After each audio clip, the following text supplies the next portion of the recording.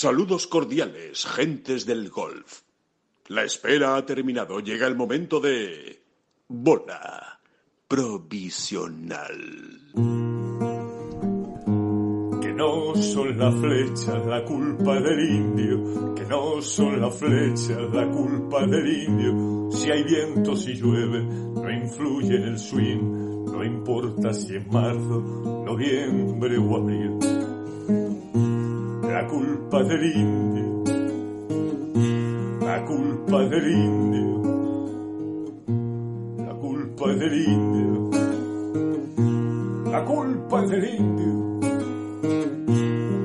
Hola, ¿qué tal? Muy buenas, bienvenidos a una edición de Bola Provisional muy especial, una Bola Provisional Express, un podcast Express, un pequeño comprimido, una píldora. Les decíamos ayer, para los que nos sigan en la Bola Provisional habitualmente, que el lunes volveríamos a hablar, pero estamos en semana de US Open y David Durán, hemos pensado que está bien, ¿no?, esto de hacer un pequeño repaso diario de lo que hemos vivido el día antes, ¿no? Sí, sobre todo viene bien, ¿verdad?, en estos majors que se juegan al otro lado del Atlántico, que son todos menos uno, ¿no? Sí, efectivamente. Porque la mañana, mientras uno espera el inicio de la siguiente jornada, da tiempo para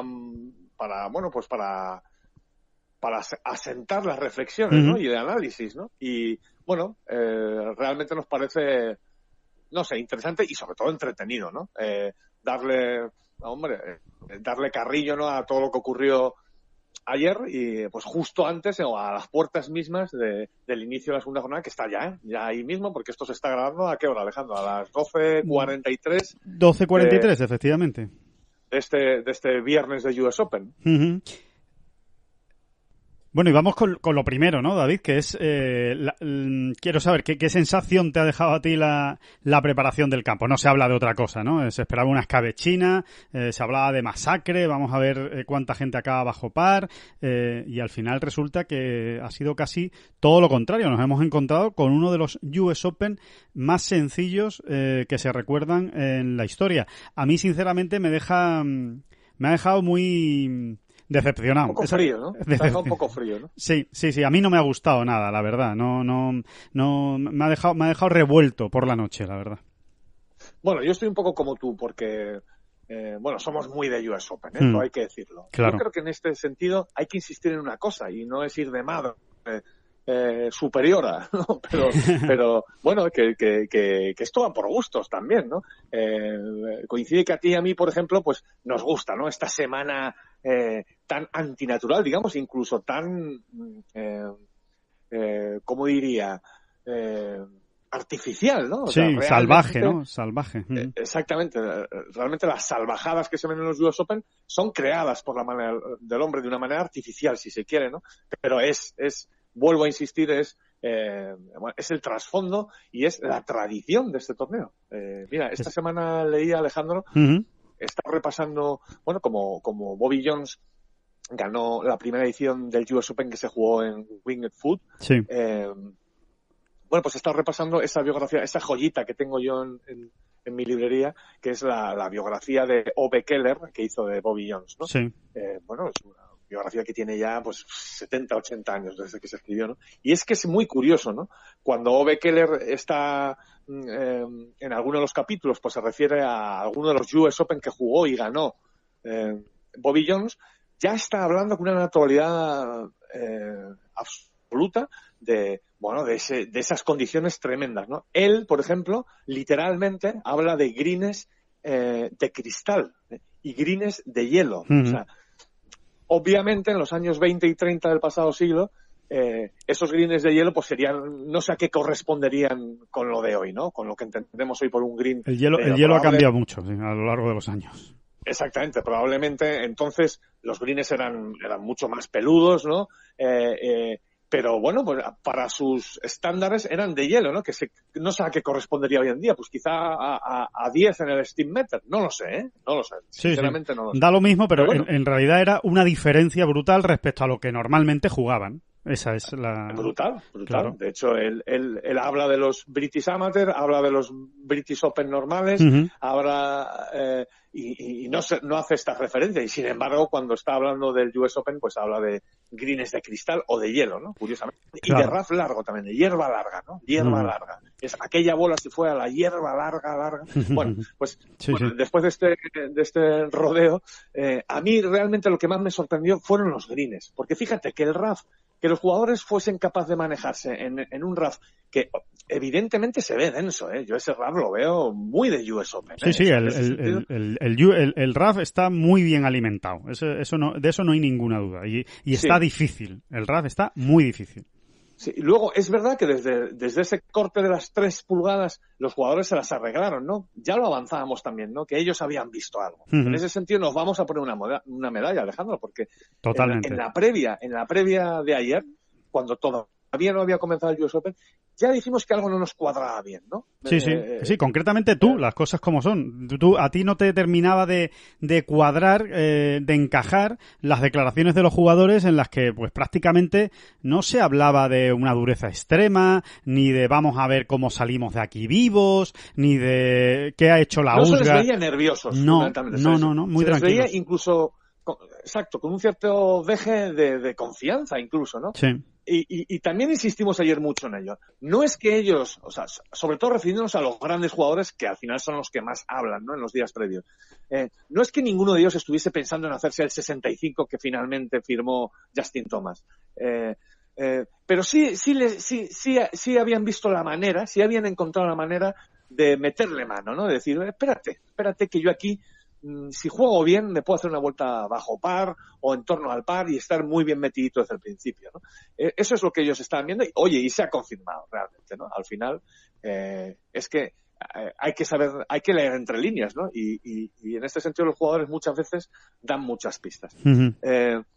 A mí, David, lo que realmente más me ha decepcionado por parte de la USGA es que todo este escenario que se ha creado, que al final ha servido pues para batir unos récords de US Open fácil, por decirlo de alguna manera, ¿no? De resultados bajos en el US Open, al final ha sido creado por la USGA. Entonces, eso es lo que realmente a mí me decepciona, porque si tú al final dices, oye, mira, nos ha caído una tromba de agua el día antes y por más que hemos intentado secar los greens, oye, pues esto es la madre naturaleza que se ha liado con los jugadores, les ha dado esta pequeña ventaja, oye, punto, pelota, se acabó, no hay problema. No, pero es que ha sido la propia USGA la que regando con sus mangueritas los greens son los que han provocado esta situación extraña en un US Open. Nadie está acostumbrado a ver unos greens que reciban tan bien, en los que se vea un backspin tan potente, y todo eso lo ha hecho la USGA. O sea, no es que la naturaleza se lo haya impuesto.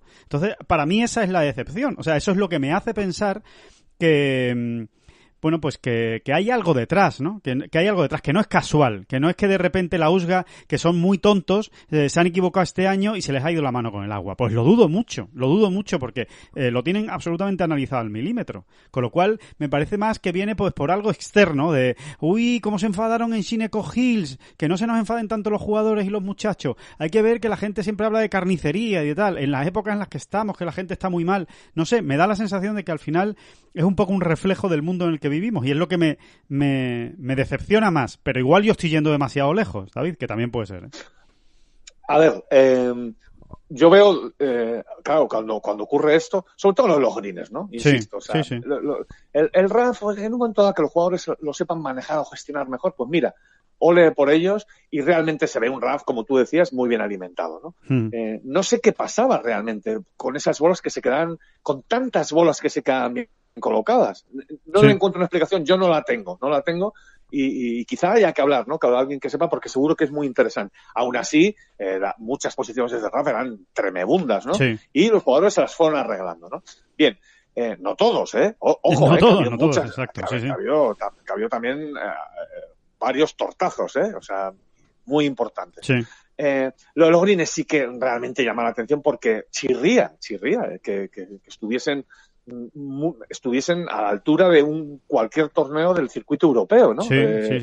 Respecto a la dureza, ¿no?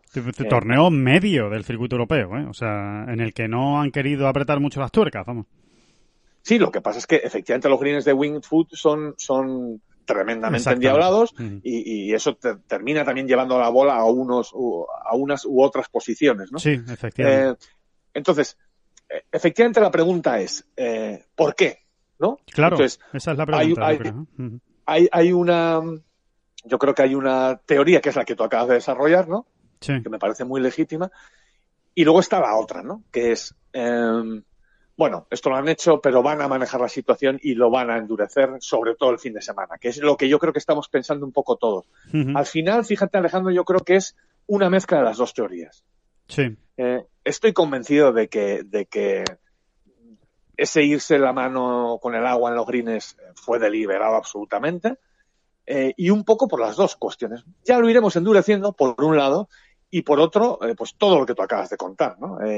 Bueno, la época en la que vivimos, los tiempos que corren, el lío de Sineco Hill y bueno, que efectivamente hay cierto ramalazo de preparación de PGA Championships, que oiga usted, que no está mal, ¿eh? Los PGA los disfrutamos como los que pero más, muchísimo, ¿no? igual que el Masters, pero tú sabes lo que te vas a esperar en un PGA Championship y sabes lo que te vas a esperar en el Masters de Augusta.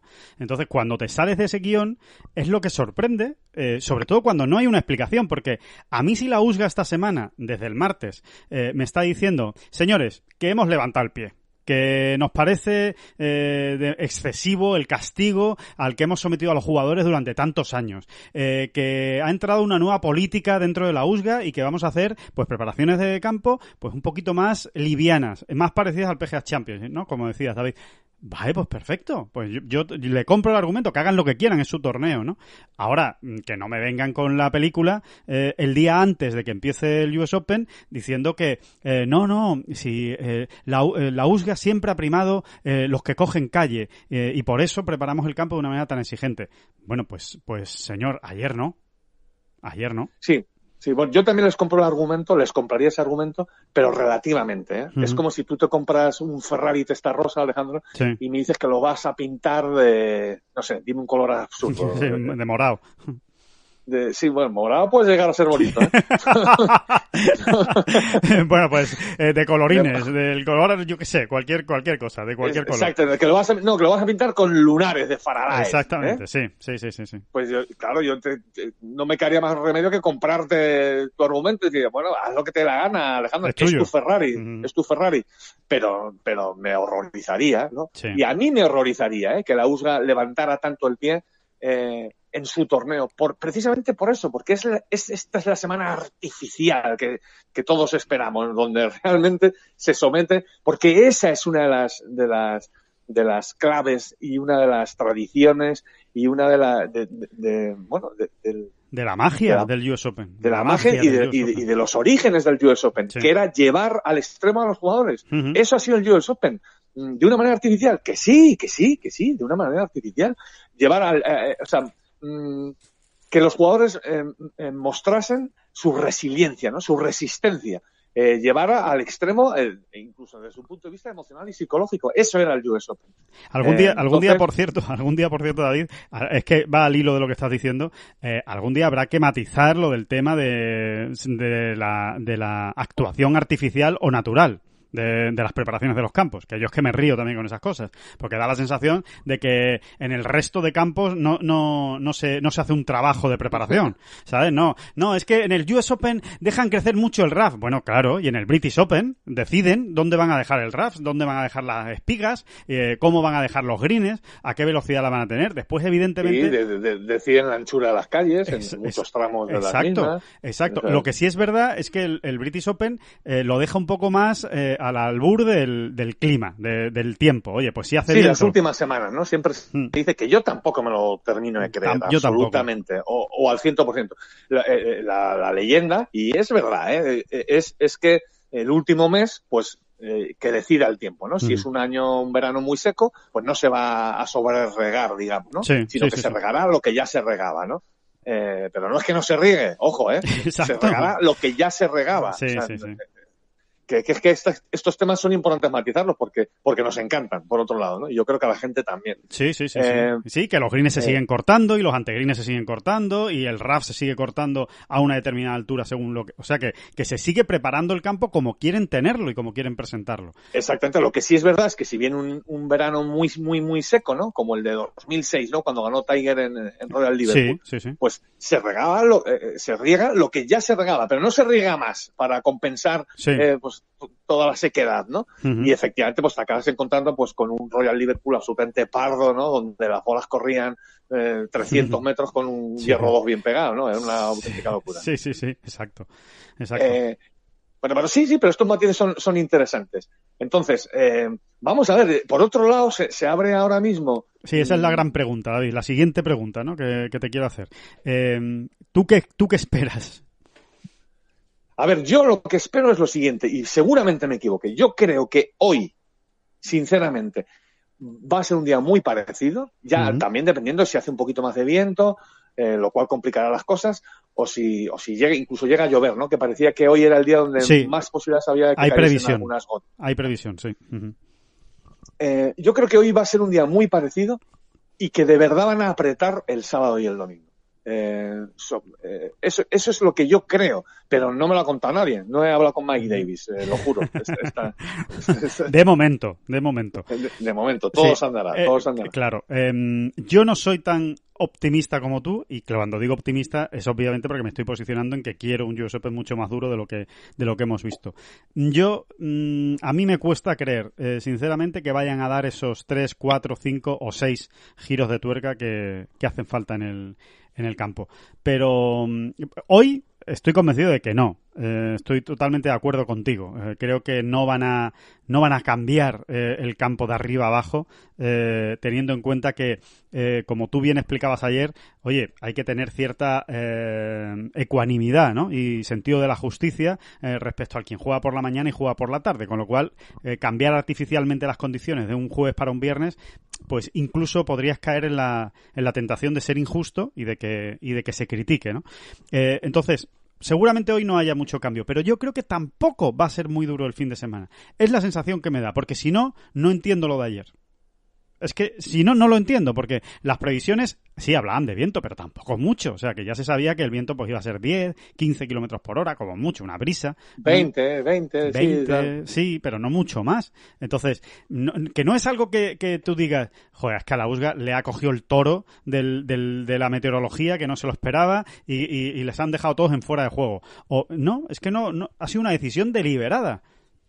Poner el campo de esta manera. Entonces, ahora del jueves al sábado van a presentar un campo completamente diferente. Si lo hacen, que lo pueden hacer, y yo de verdad ojalá lo hagan por el espectáculo, por mi gusto personal, también me parecería muy raro, sinceramente. O sea, vamos a ver, entonces, ¿qué pasó el jueves? A lo mejor algún día lo explican, ¿no? Lo tendrán que explicar, digo yo, que qué pasó el jueves. Sí, no es solo los greens, que es donde más nos hemos fijado todos, sino que hay otras pequeñas pinceladitas, ¿no? Que llaman la atención.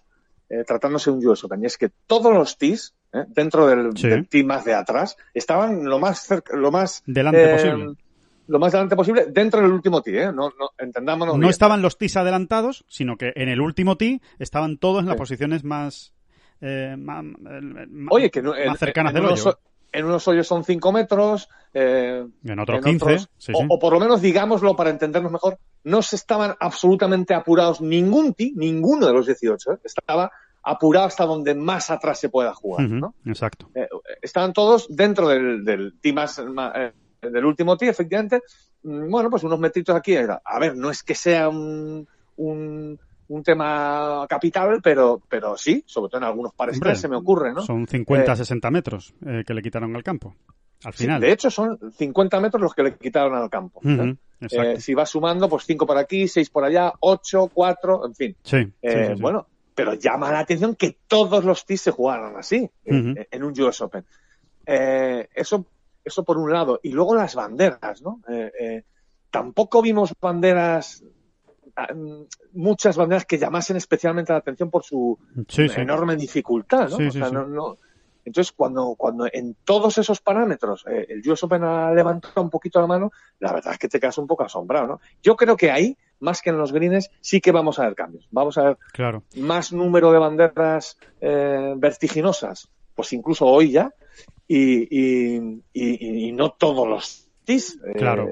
ganando sus 8, 7, 6, 5 metritos, ¿no? Es que la preparación... al final... Sí.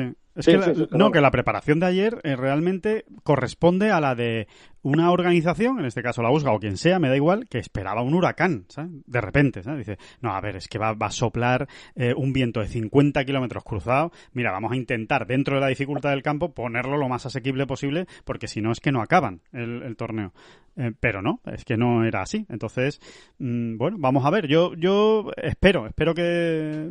Creo que puedes tener toda la razón, David, en eso. Seguramente hoy veremos unas banderas más esquinadas. Bueno, el torneo, como quien dice, esa segunda ronda está empezando ya. Así que, bueno, pues ya lo que queda es disfrutar. No vamos a alargar mucho más este podcast. Simplemente, si te parece, a ver, analizar... yo creo que es importante referirnos a las declaraciones de Dustin Thomas, ¿no? Sí. El líder en solitario que entregó el primer 65 en la historia de un US Open en Winged Foot. Sí. Y que fue el tío muy, muy claro y yo diría que muy honesto, ¿no? Dijo que le sorprendió incluso para mal, ¿no? O sea, que él cree que la USGA se equivocó, ¿no? Exacto, él utiliza esa palabra, ¿no? La USGA erró por defecto, en este caso. Pensando en por exceso de prudencia, ¿no? Por decirlo de alguna manera, pero él utiliza la palabra errar, o sea, se ha equivocado en la preparación del campo, ¿no? Entonces, sí, es muy significativo, ¿no? Del mismo modo, todo hay que decirlo, David, de que es muy significativo que tanto Tiger Woods como Phil Mickelson hayan dicho que es la preparación de US Open más perfecta y mejor que se podía hacer. Teniendo en cuenta que han hecho 73 y 79 golpes cada uno, ¿no? O sea que también les honra ese comentario, aunque no sé si también de ahí se puede deducir que quizás son ellos los que más han hecho por cambiar la opinión de la USGA o por suavizar los criterios de la USGA a la hora de preparar un campo. Hombre, ellos dos, sin ninguna duda, son los dos jugadores con más peso en el golf mundial. Claro. Entonces, si ellos te están diciendo que les parece una preparación, es decir, que les parece unos greens perfectamente adecuados para un green US Open, verdaderamente te quedas un poco parado, ¿no? No sé, no termino de verlo. Bueno, sí, a mí me sorprende. Es curioso. Por otro lado, su enorme honestidad, ¿no? Porque se inflaron, sobre todo Mickelson, y mantienen, digamos que mantienen ese acuerdo, entre comillas, con la USGA, ¿no? Exacto. Sí, a mí quizá me sorprende casi más en el caso de Tiger, ¿no? Que siempre ha sido defensor también de las preparaciones exigentes, ¿no? Por parte del US Open y sobre todo de los greens duros. Tiger siempre ha sido un gran defensor de los greens duros, pero no fue el caso ayer. Por eso da que pensar, ¿no? Esa mosca detrás de la oreja de, oye, no habrán sido ellos precisamente los que más han hecho por hacer esto, pero bueno, eso ya... O quizá simplemente es que no querían buscar excusas. Líos, ¿sabes? También puede ser. También puede ser. Mira, yo me he hecho un más 9 porque he jugado muy mal, y yo me he hecho un más 3 porque he jugado muy mal. De hecho, creo que a Tiger le traicionó ayer, fíjate, con toda la experiencia que él acarrea, le traicionó ese intentar terminar la vuelta bajo par, ¿no? Se le vio tomando algunas decisiones que no eran propias de él, ¿no? Arriesgando quizá un pelín más de la cuenta desde posiciones ya complicadas y que le llevaron a meterse en líos, porque todo hay que decirlo, y creo que deberíamos ir acabando así, Alejandro, el campo, que es un torneazo, bueno, es espectacular, que es una maravilla, que al final había que jugar muy bien para hacer lo que hicieron quienes lo hicieron, ¿no? Que no han regalado nada, ¿no? Exactamente, que incluso así no se está regalando absolutamente nada, y que hay que mirar, basta mirar con quién están por allá arriba, ¿no? Sí. Está Rory, es que está Schauffele. Y aunque sea un tópico, David, que las condiciones son iguales para todos. Y ya está, ahí tiene usted el campo, haga usted -5, haga -6 y haga -7. Y ya está. Exactamente, no hay que mezclar los debates, ¿no? Sí, o sea, una cosa no quita la otra. O sea, es así, yo estoy deseando, ¿no? Que empezar a tragarme ya hora tras hora de retransmisión, y es una maravilla, y el campo es una preciosidad solo verlo. Preciosidad absoluta, uno de los más bonitos del US Open. Esos greens, esos greens, ¿no? Que da vértigo. Sí. Da casi vértigo, exactamente, solo con mirarlos, ¿no? Sí. No sé, y la vuelta de Adriano Taegui, ¿no? Ese +1 muy fantástico. Muy peleado, con ese Verdi final, muy peleado, con un gran pad. El juego de Jon Ram, que fue absolutamente formidable. Sí, con eso quería acabar yo, David, con una pequeña frase de cada español, si te parece, ¿no? Jon Ram, yo creo que cumpliendo la previsión casi que da miedo, ¿no? De cómo lo ha cumplido, ¿no? De lo bien que llegaba y lo favorito que es para ganar, ¿no? Por el juego, ¿no? Imperial. Lo que pasa es que es verdad que el resultado, visto otros que se han dado, se le quedó un poquito corto, ¿no? Pero para mí su juego fue imperial. Además tuvimos la oportunidad de verle bastante. Exacto. Y no sé, me transmitió una seguridad y una... Luego él va a pasar sus malos momentos como todos y probablemente no consiga mantener pues este nivel tan alto de excelencia, juego, ¿no? Sí. De excelencia, porque es que además se le vio siempre en orden a una estrategia fantástica, la llevó a cabo, cuando había que tirar a centro de green, tiraba a centro de green, es que cuando podía apurar un poco más, apuraba. Sí, un plan perfecto. Una maravilla. Sí, un plan perfecto de diseño y de ejecución. Para mí la mejor noticia, Rafa Cabrabello, sin ninguna duda, de la Armada. Por supuesto. El verle sobre todo la satisfacción con la que acabó, no tanto el resultado, que también es maravilloso porque está en el top 10 con un -2 estupendo y fenomenal, sino por la satisfacción de decir el peso de encima que se ha quitado, dicho con muy bajito, David, estas cosas, y dicho con toda la prudencia del mundo, pero sí es verdad que andaba un poco liado con el swing y parece que esta semana, por lo menos ayer, encontró algo que le sirvió. Claro, es que fíjate, incluso poniéndolo en lo peor, que hoy le salga un mal día y hasta falla el corte, fíjate que si estoy siendo cenizo. Sí. Claro que importará, ¿no? Y claro que le dolería, pero ya ha encontrado algo. Y Rafa en este sentido las coge también, ¿no? Las agarra bien y bueno, y que nos esté dando un poco la razón, ¿no? Siempre venimos diciendo que Rafa al final siempre encuentra la senda, ¿no? Sí. Y que tampoco suele tardar mucho. Y bueno, pues ahí está, ¿no? Ahí está ya metido en harina, porque claro, hay que hacerse un 68 allí, incluso en estas condiciones. Bueno, la mejor vuelta de un español, en Winged Foot, en todos los tiempos. También parecía que con la preparación de ayer era cuando se podía dar precisamente esa vuelta. Exactamente. Eduard Rousseau, Adriano Taegui, Sergio García. Bueno, Sergio García, la peor noticia, diría, de todos, sin ninguna duda, porque da la sensación, por lo que se ha visto en las estadísticas y también por lo que se le ha visto a él hablando ante los medios, que más de lo mismo, ¿no? Más de lo mismo. No termina de encontrar el camino en los greens, ¿no? Hacia el hoyo, ¿no? Sí, es lo que le está pasando a Sergio. Cuando no juega del todo bien, se te va con un +4. Claro. Pues, tratándose de esta semana. Y si no, pues a lo mejor es un +1 o una vuelta de par. Y cuando juega bien, tampoco cuando juega casi perfecto de tee a green, tampoco consigue sacarle. Se le quedan las vueltas en -1, -2, ¿no? Y ayer le pasó eso. Si tú analizas con lupa la vuelta de Sergio, era una vuelta en realidad de +1 tranquilamente. Exacto. Pero tranquilamente. Totalmente. Tranquilamente. Sí, pero acaba haciendo un tripateo desde 2 metros, acaba fallando otro pad de 2 palmos prácticamente, bueno, algo más, ¿no? De 2 palmos, una exageración. Sí, de 2 pies y medio, 2 pies y medio. O sea, un pad de 80 centímetros que no se suelen fallar. En fin, y al final son 3 regalitos, pim, pam. Y además tiene la negra, ¿no? Porque que suele ocurrir cuando uno está en ese tipo de baches, ¿no? Que encima cuando algo puede salir mal, sale aún peor, ¿no? Sí, exacto. Eso, y te cae el doble bogey y tal, ¿no? Y hablando precisamente de Sergio, Adrián y Rousseau, y con esto acabamos, David, ¿dónde crees que puede estar el corte? Porque claro, eso al final tiene que ser el gran objetivo tanto de Sergio como de Adrián como de Rousseau. Rousseau evidentemente lo tiene más complicado porque está en +6, pero Taegui está en +1 y Sergio está en +4. Tienen opciones muy reales de pasar el corte. ¿Qué puedan dar? ¿Por +4 crees tú que puedan dar? Bueno, depende de lo que haga la USGA hoy, ¿no? También. Claro, es que no es escaquearse, es que hasta que no veamos cómo empieza la marcha, va a ser muy difícil, porque, a ver, yo creo que si realmente, como yo creo, las condiciones van a ser muy similares, pues sí, yo creo que se va a ir a +4. Exacto. El +3 seguro que entra y el +4, bueno, el +4 podría costarle. Vamos a ver, costarle un poco. Pero ahí, bueno, +3 seguro y +4, pues ahí, ¿no? El +4 luchando por entrar. ese sería en un escenario normal, sí, digamos que parecido al de ayer, ¿no? Uh-huh. Parecido al de ayer. Si realmente aprietan las tuercas, pues ya estamos hablando de otras cosas que es muy difícil de... impredecible, efectivamente, impredecible. Porque... de predecir, ¿no? Sí. Pues ya diríamos que el +4 seguro que entra y vamos a ver qué pasa con el +5, ¿no? Exacto. Yo creo que de allí no va a pasar. Pongan como pongan el campo, de +6 no va a pasar en ningún caso. De +5 no va a pasar. O sea, creo que el +5 podría entrar si realmente aprietan las tuercas. Sí. Pero poco más. Poco más. O sea que toca hacerlo bien en esta jornada para todos esos jugadores, sobre todo para Rousseau y para Sergio García, para estar en el fin de semana.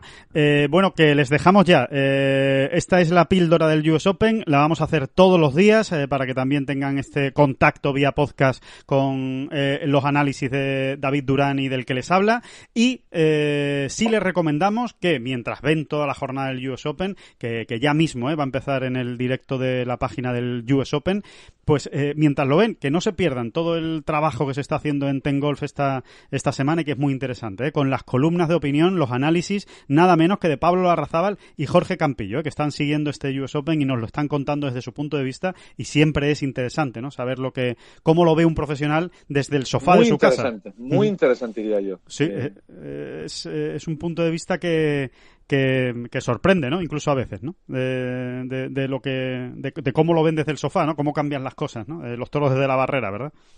Exactamente. Así que nada, pues mañana nos volvemos a escuchar. David Durán, a disfrutar de la segunda jornada del US Open y muchas gracias. No, las gracias a usted.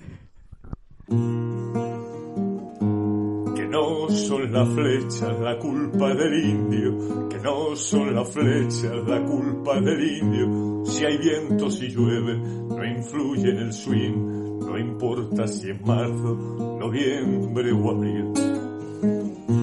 La culpa del indio, la culpa del indio, la culpa del indio, la culpa del indio.